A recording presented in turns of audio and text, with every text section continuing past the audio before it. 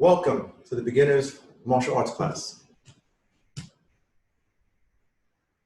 It's a big step. Most people dream of doing the martial arts, but few ever step foot into a martial arts school. I'd like to congratulate you and acknowledge you right from the start for taking this big step. Okay, so let's begin with understanding some basic principles, right, and basic understanding of what is the martial arts.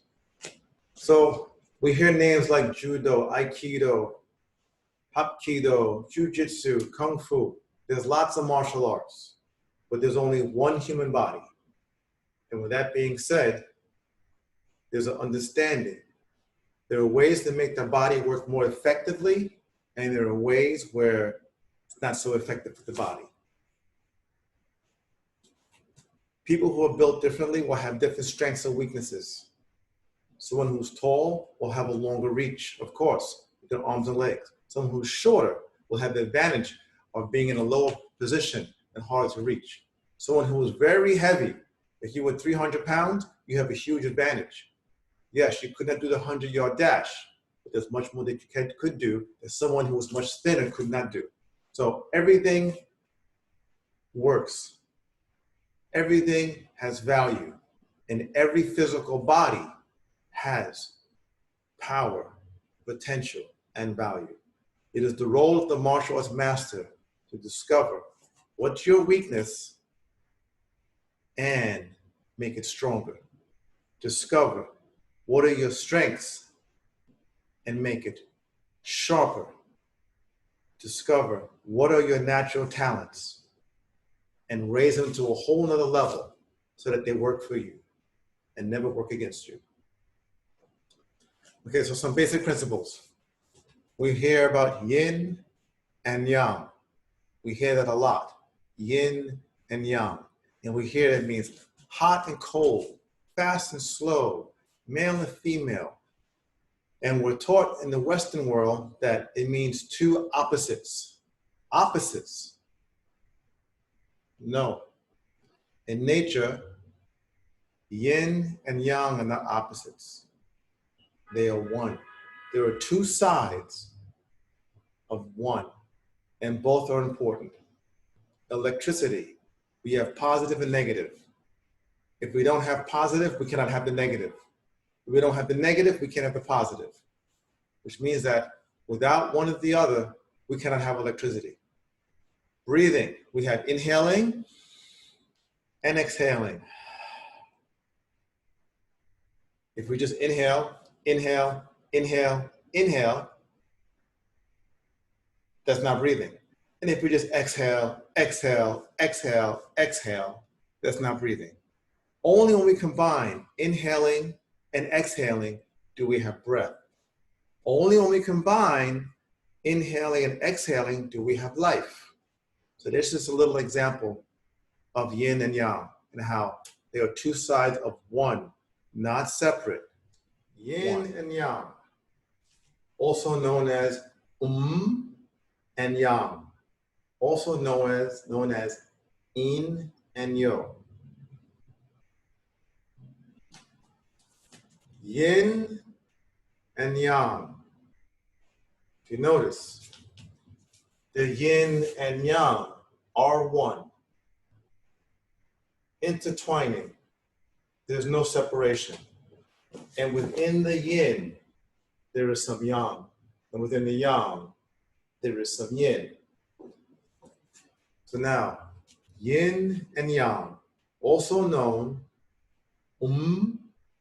and yang, also yin or yin and yo.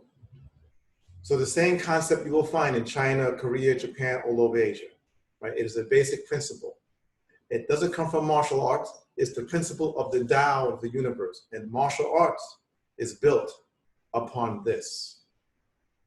Even our techniques, we have extension, we have contraction, we have striking, and we have defending. We have hand techniques, we have leg techniques. We have stillness, and we have movement. We have slow movements, and we have fast movements.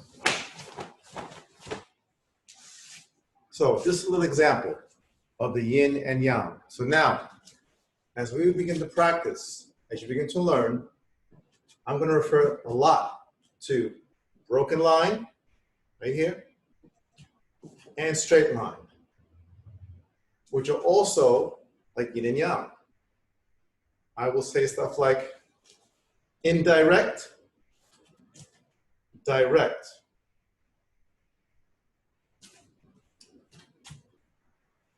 Yang skills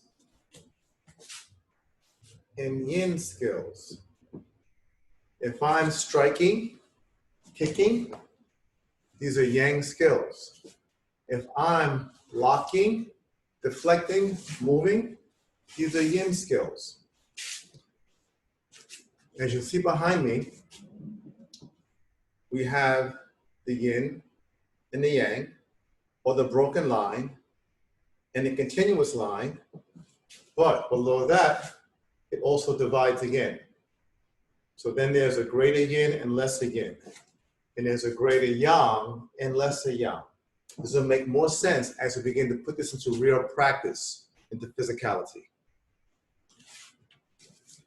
Okay, let's get started. Okay, I'm gonna start your first training with the South Korean traditional backdrop. I actually shot this. It was a beautiful place. I go to Korea as often as I can. And since we're starting with the basics of a Korean martial arts, Hapkido, I find it fitting to use the backdrop from where the system comes from. So now, but don't be confused with Hapkido, Aikido, Taekwondo, Karate.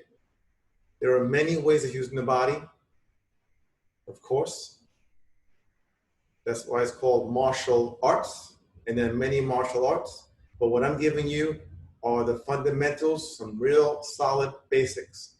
And some of the basics are similar to something you may see in Taekwondo and Karate, and some of the basics may seem similar to something you may see in Aikido, and also may seem similar to something you may see in Kung Fu or Tai Chi. But basically, all martial arts are interconnected in some way. A horse stance, this is a horse stance. It is a horse stance in Kung Fu. It's a horse stance in Karate. It's a horse stance in Taekwondo. It's a horse stance in Hapkido.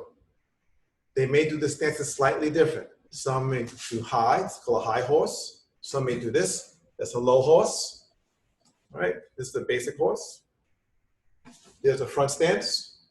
Some schools call it a bow and arrow stance, same stance, right? And then a front kick is a kick you lift, it goes to the front, forward. So Karate has a front kick, Kung Fu has a front kick, Taekwondo has a front kick, Hapkido has a front kick, and honestly, it is 95% the same. It's like archery. Drawing the bow, letting it go, there's an arrow. The tip is the real difference. If I'm doing hunting or bear, it may be a different tip than if I'm doing just target practice at a range. If I am looking for fish, it'll be a different type of arrow, different type of tip. But the technique is basically the same. So I want you to stay open-minded and think of, we're learning how to use the human body, and we're learning how to use your body, because that's what's really important. Because I have a body that might be very different than your body. So my role is to teach you how to use your body most effectively. Think of an art class. In an art class, all the students may get the same colors. You get the primary colors in black and white. And they may get 5 different brushes.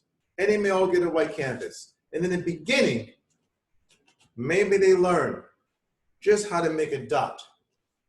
And then next, how to make a straight line. And then how to make a circle. And after they make a circle, maybe they learn how to create a shadow on the circle. So now the circle becomes a sphere.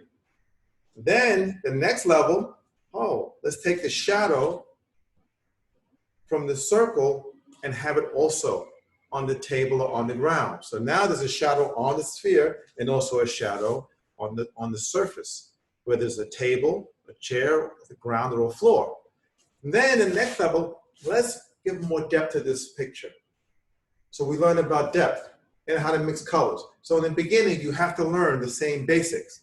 But as you improve and you master the basic skills, then it's time to create your own masterpiece.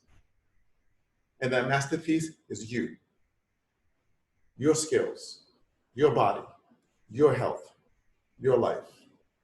So that's the basic principle of learning martial arts.